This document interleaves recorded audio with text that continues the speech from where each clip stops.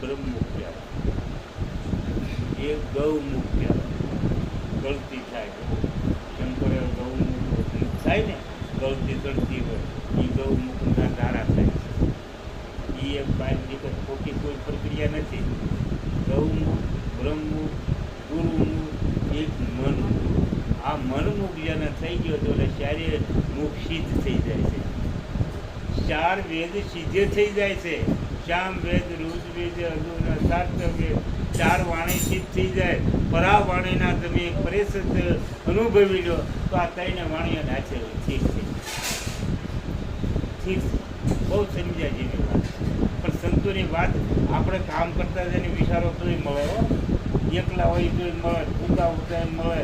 આ તો એ અનુભવ કરવાનો છે. સમોમાં ગાય શીખીને સાંભળવાનો છે.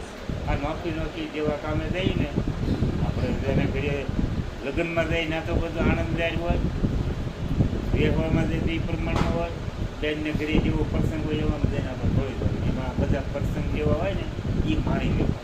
સત્સંગ પ્રસંગ જ ગણાય, મેળાવડો ગણાય, અને પ્રોગ્રામ એ પણ ગણાય. આ પ્રોગ્રામ એમ થઈ જાય છે આપણા ગજગંગાજી મળીને આવીને એનો પ્રોગ્રામ.